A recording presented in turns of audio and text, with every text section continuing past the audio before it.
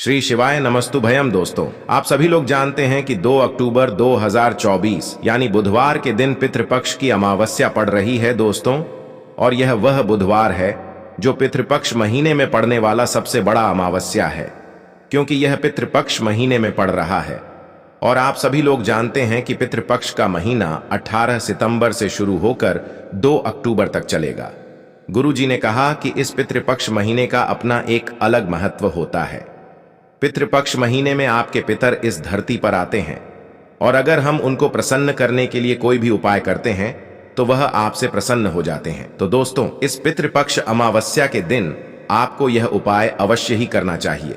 और दोस्तों, आप सभी लोग जानते हो 2 अक्टूबर 2024 यानी बुधवार के दिन पितृपक्ष की अमावस्या का अगर सबसे बड़ा कोई उपाय है तो वह एक चुटकी काला तिल वाला उपाय है।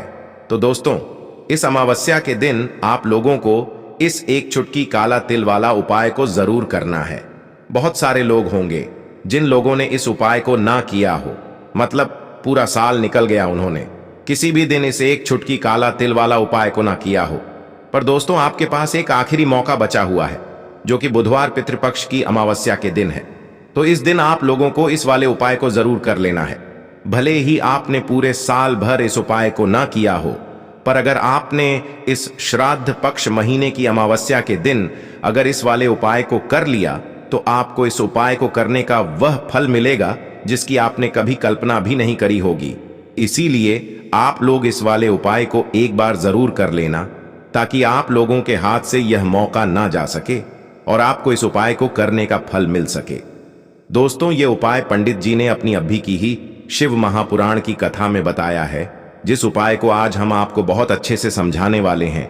इस वीडियो को देखने के बाद इस उपाय को समझने के लिए आपको कोई और वीडियो को देखने की जरूरत नहीं पड़ेगी। तो चलिए दोस्तों, उपाय को शुरू करते हैं। देखिए, यह इस पितृपक्ष महीने के अमावस्या के दिन यह इतना खास होता है, इतना महत्वपूर्ण होता है, देखा गया है। कभी कभी बड़े बड़े पूजा पाठ अनुष्ठान से जो मनोकामना पूर्ण नहीं होते, वह पितृपक्ष महीने के दिन एक छोटे से उपाय करने से ही आपकी मनोकामना पूर्ण हो जाती है। और बहुत सारे लोगों ने इस उपाय को किया भी है और उनको इस उपाय को करने का फल भी जरूर मिला है। अगर आप लोग भी इस उपाय को करना चाहते हैं तो आप इस उपाय को पहले अच्छे से समझ लेना, सुन लेना, उसके बाद करना। आपको इस उपाय का फल जरूर मिलेगा। और इस उपाय को कर लेने से आपके घर में चाहे किसी भी प्रकार की दुख और समस्या क्यों ना चल रही हो, आपको उसका कारण भी नहीं पता है कि भाई यह समस्या किस कारण से चल रही है, उसका कुछ भी कारण हो सकता है, जैसे पितृदोष हो सकता है या किसी भी तरह का मंगल दोष भी हो सकता है। तो इस दिन आप लोगों को एक चुटकी काला तिल वाला उपाय कर लेना है। यह एक ऐसा उपाय है जिस उपाय को अगर किसी विशेष दिन पर किया जाए तो भाई उस विशेष दिन का जो है वह तो हमें मिलता ही मिलता है। पर हमने उस दिन पर इस एक चुटकी काला तिल वाला उपाय को किया है तो हमें उससे भी बड़ा फल मिलता है, और फल बहुत जल्दी मिलता है, क्योंकि आप इस उपाय को बहुत ही बड़े और विशेष दिन पर कर रहे हो। तो चलिए अब उपाय के बारे में बात करते हैं, लेकिन उससे पहले आप लोगों को यह जानना आवश्यक है कि आखिर यह उपाय किस समय करना है, किसको करना है और कैसे करना है। तो चलिए हम आगे आपको वीडियो में एक एक करके बता देते हैं। लेकिन उससे पहले अगर आप लोग हमारे चैनल पर नए हैं तो हमारे चैनल को सब्सक्राइब कर लेना और इस वीडियो को लाइक करके कमेंट बॉक्स में श्री शिवाय नमस्तुभ्यम ओम नम शिवाय जरूर टाइप कर देना। तो दोस्तों, इस एक चुटकी काला तिल वाला उपाय को हमें इस पितृपक्ष महीने के अमावस्या के दिन कैसे करना है, किसको करना है, किस समय करना है और कहां पर करना है, ये सारे सवालों के जवाब आपको इस वीडियो में मिल जाएंगे। और जो ये वीडियो देखेगा भाई, उसको एक चुटकी काला तिल वाला उपाय जरूर करना चाहिए, क्योंकि इस दिन काला तिल का भी बहुत ही बड़ा और विशेष महत्व होता है। और जब बात आ जाए एक चुटकी काला तिल वाला उपाय की, तो यह सोने पे सुहागा वाली बात हो जाती है, और यह एक बहुत ही बड़ा उपाय हो जाता है इस पितृपक्ष महीने के अमावस्या का। तो अब दोस्तों, इस एक चुटकी काला तिल वाला उपाय को आखिर करना किसको है, सबसे पहले हम लोग वह बात जान लेते हैं। तो देखो, घर की जो बड़ी माताएं बहनें होती हैं, उन माताओं बहनों में से कोई भी एक बड़ी माता बहन इस वाले उपाय को कर सकती है। और दोस्तों, अगर आप चाहे तो अपने घर में से सभी सदस्यों को भी इस उपाय को करवा सकते हैं। अगर किसी व्यक्ति की खुद की कोई मनोकामना है, खुद की कोई दुख और परेशानी है जो कि वह अपने लिए ही करना चाहता है, इस वाले उपाय को तो वह खुद अपने लिए भी कर सकता है। बाकी अगर कोई घर में से ऐसा है जो कि अपने पूरे घर परिवार की सुख और शांति के लिए यह वाला उपाय करना चाहता है, तो भाई वह भी कर सकता है, उसमें भी कोई दिक्कत वाली बात नहीं है। कहने का मतलब यह है कि इस उपाय को हर एक सदस्य भी कर सकता है और पूरे घर परिवार के सदस्य के लिए घर की बड़ी माताओं बहनों में से कोई एक माता बहन भी कर सकती है। माताएं बहनें अगर घर में उपस्थित ना हो या वह यह वाला उपाय ना कर पा रही हो, तो फिर घर का कोई बड़ा सदस्य भी इस एक चुटकी काला तिल वाला उपाय को कर सकता है, चाहे फिर वह पुरुष ही क्यों ना हो, उसमें कोई भी दिक्कत वाली बात नहीं है। उसके बाद में दोस्तों जो अगला प्रश्न निकल कर आता है वह यह आता है इस उपाय को लेकर कि आखिर इस उपाय को हमें किस समय करना है, सुबह के समय करना है कि शाम के समय करना है। तो देखो, इस वाले उपाय को आप लोग सुबह के समय भी कर सकते हो और शाम के समय प्रदोष काल में भी कर सकते हो। अब अगर आप पूछो कि भाई साहब सबसे उत्तम समय कौन सा रहेगा इस एक चुटकी काला तिल वाला उपाय को करने का, तो हम आपसे बस यही कहेंगे कि इस उपाय को आप सुबह के समय करेंगे तो ज्यादा बेहतर होगा।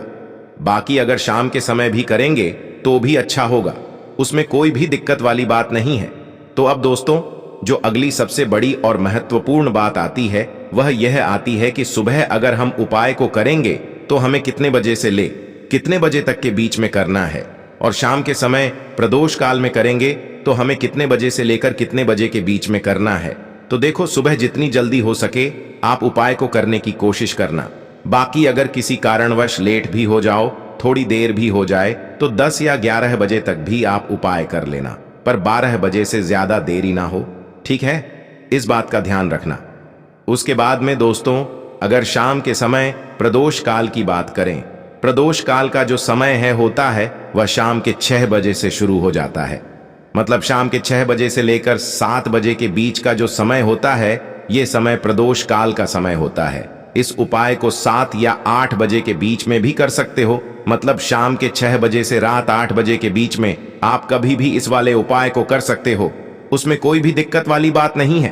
परंतु 2 अक्टूबर 2024 यानी बुधवार के दिन पितृपक्ष की अमावस्या के दिन कोशिश करना कि समय के अंतर्गत ही कर लो।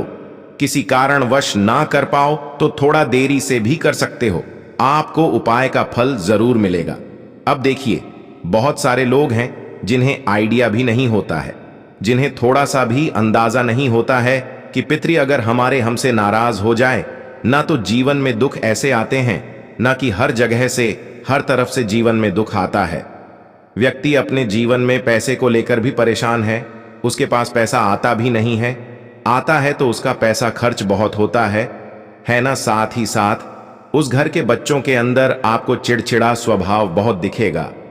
उस घर में लड़ाई झगड़ा बहुत ज्यादा होगा, जहां कहीं ना कहीं थोड़ा सा भी पितृ दोष है। अब पितृ नाराज कैसे होते हैं? देखिए, बहुत बार बहुत सारी चीजें जाने अनजाने में हमसे ऐसी हो जाती हैं जिससे कि हमारे पितृ जो है ये हमसे नाराज हो जाते हैं। अब हमेशा आप ध्यान रखें कि कितने भी उपाय आप कर लें, कितनी भी पूजा पाठ कर लें, पितरों को प्रसन्न करना बहुत जरूरी होता है ना। पूजा पाठ भी बहुत जरूरी होती है। उसी तरह से हमेशा अपने पितरों को प्रसन्न करना चाहिए, क्योंकि अगर आपके पितृ प्रसन्न रहेंगे तो आपके जीवन में सब कुछ उत्तम होता है। तो चलिए बात कर लेते हैं कौन सा उपाय है और कैसे करना है। तो देखिए, आपको करना क्या है, आपको यहां पर एक चुटकी काला तिल लेना है। अब यह जो काला तिल होता है यह श्री हरि विष्णु से भी जुड़ा हुआ है, और काला तिल जो होता है यह हमारे पितरों से भी जुड़ा हुआ है।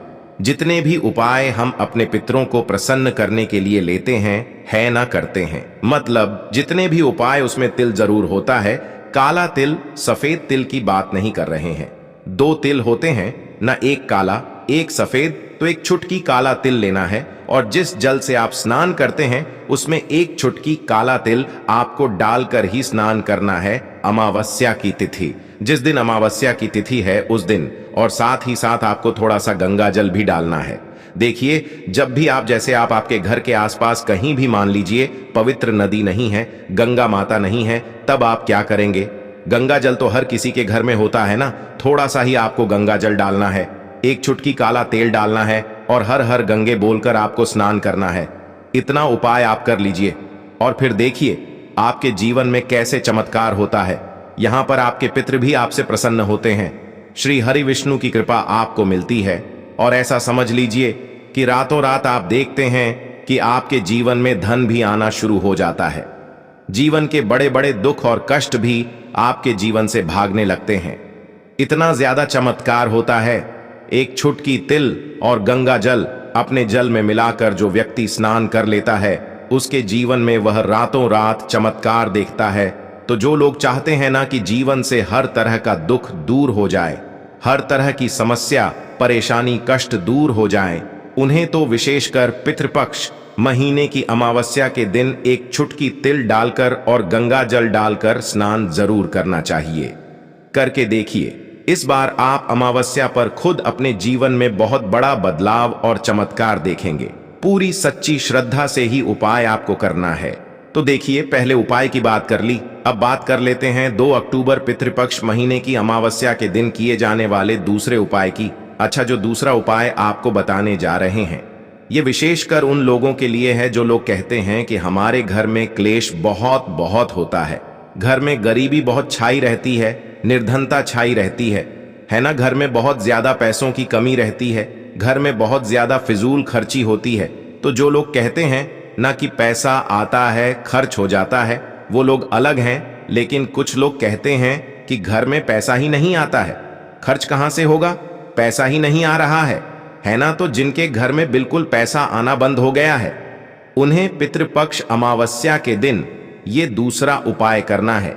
क्योंकि अमावस्या की जो तिथि होती है, यह श्री हरि विष्णु को भी समर्पित होती है और हमारे पी को समर्पित होती है। अब श्री हरि विष्णु ही है जो हमें हमारे जीवन में अधिक से अधिक धन देने का काम करते हैं और श्री हरि विष्णु को प्रसन्न करना है। अगर आपको, तो ऐसा समझ लीजिए कि हल्दी हो गई और तुलसी मैया हो गई, ये 2 चीजें उनकी पूजा में जरूर से आपको करनी है, जरूर से। तो आपको करना क्या है, आपको यहाँ पर थोड़ी सी पिसी हुई हल्दी लेनी है, बहुत जरा सी पिसी हुई हल्दी, 1 से 2 चुटकी इतनी ही हल्दी लेनी है और शुद्ध जल के अंदर आपको इस हल्दी को घोल लेना है अच्छे से। अब ये जो हल्दी वाला जल है, ठीक है ना, सबसे पहले आपको इसे कहां डालना है? तुलसी के पौधे में। आपके घर में तुलसी का पौधा लगा है, उसमें आप हल्दी वाला जल चढ़ाएं और फिर थोड़ा सा जल हल्दी वाला आप बचा लें और इस जल का छिड़काव अपने पूरे घर में कर दें। जितने भी कमरे हैं, आपके घर का मुख्य द्वार जो मेन दरवाजा है, वहां पर भी अंदर की तरफ और पूरे घर में हल्दी वाले जल का छिड़काव कर दें और हल्दी वाला जल ही तुलसी जी के पौधे में चढ़ा दें। अब देखिए, ऐसा समझ लीजिए कि जो व्यक्ति हल्दी वाला जल तुलसी जी के पौधे में चढ़ा देता है और उसके बाद अपने घर में इसका छिड़काव कर लेता है, उसे अपने जीवन में श्री हरि विष्णु से कुछ कहने की भी जरूरत नहीं पड़ती है। माता तुलसी और श्री हरि विष्णु मां लक्ष्मी ऐसी कृपा उसके ऊपर करते हैं कि वह व्यक्ति रातों रात धन में खेलने लगता है।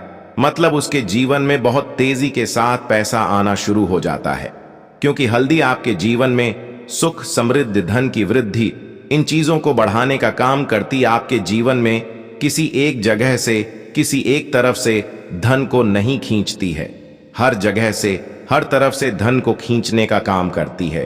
क्योंकि हल्दी जुड़ी हुई है आपके गुरु ग्रह से, आपके गुरु ग्रह को बहुत मजबूत कर देती है और जैसे ही आपकी कुंडली में गुरु मजबूत हुआ ना, आप धन में खेलते हैं। दूसरी चीज, श्री हरि विष्णु इतने प्रसन्न हो जाते हैं जब आप तुलसी जी के पौधे में हल्दी वाला जल डालते हैं कि आपकी सारी मनोकामना को वह पूरा कर देते हैं। इतना उत्तम उपाय है।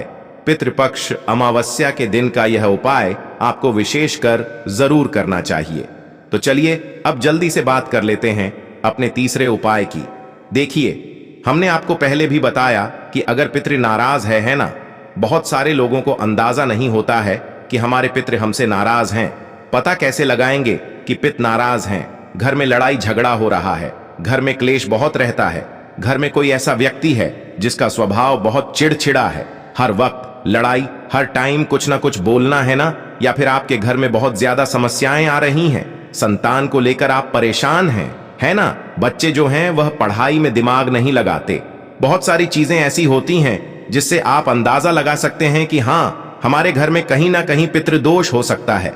अब देखिए, पितृदोष है या नहीं, उपाय करने से आपको हमेशा लाभ ही मिलेगा, कभी भी आपको इसका नुकसान नहीं होगा है ना। तो हमेशा कोशिश करें कि अगर पितृ नाराज हैं तो उन्हें प्रसन्न करने के लिए उपाय करें, और पितृ नाराज नहीं भी है ना तो कभी भी आपसे पितृ आपके नाराज ना हो, इसलिए उपाय आपको हमेशा करना चाहिए, क्योंकि पितृ प्रसन्न रहते हैं ना। तो घर में आपको अपने सब कुछ मिलता है, आपके घर में धन भी होता है, सुख भी होता है, समृद्धि भी होती है, बच्चों का स्वास्थ्य भी अच्छा होता है ना। सब लोगों को सफलता भी मिलती है जब पितृ आपके प्रसन्न होते हैं। अब अमावस्या के दिन पितरों को प्रसन्न करने के लिए सबसे उत्तम है, अच्छा, वृक्षों में 3 वृक्ष ऐसे होते हैं जिनमें हमारे पितरों का वास माना जाता है। उन्हीं में से एक है पीपल का पेड़, जिसमें हमारे पितरों का वास होता है। आपको क्या करना है, एक लोटा में जल लेना है, 1 लोटा जल लेंगे, उसके अंदर थोड़े से चीनी के दाने डाल लेंगे या गुड़ डाल लेंगे, कोई भी चीज आप डाल लें। अब ये मीठा जल आपको लेकर जाना है पीपल के पेड़ के नीचे, और पीपल की जड़ में आपको ये मीठा जल चढ़ाना है। जो व्यक्ति 2 अक्टूबर पितृपक्ष महीने की अमावस्या के दिन सुबह के टाइम, ठीक है ना, सुबह के टाइम पर मीठा जल पीपल के पेड़ में अर्पित कर देता है, उसके पितृ कभी उससे नाराज नहीं होते हैं, और हमेशा वो व्यक्ति अपने जीवन में धन में खेलता है, धन उसके के घर में आता है, कभी भी उसके घर में कोई दुख नहीं आता, उसके जीवन में कष्टों के लिए कोई जगह नहीं बचती है। तो कोशिश करें कि पितृपक्ष अमावस्या के दिन अपने पितरों को प्रसन्न करने के लिए यह उपाय आप विशेष कर करें, क्योंकि जिनके साक्षात दर्शन हमें होते हैं वह एक सूर्य भगवान हो गए, चंद्रदेव हो गए, हैं ना, और जितने भी वृक्ष होते हैं ना, इनके भी हमें साक्षात दर्शन होते हैं। तो विशेष करी उपाय आप 2 अक्टूबर बुधवार पितृपक्ष महीने की अमावस्या के दिन जरूर करें। तो दोस्तों, यह थे पूज्य गुरु जी द्वारा बताए गए कुछ बहुत ही खास उपाय। अगर आपको जानकारी अच्छी लगी हो तो वीडियो लाइक करिएगा। मिलते हैं फिर एक नए वीडियो के साथ। श्री शिवाय नमस्तुभयम।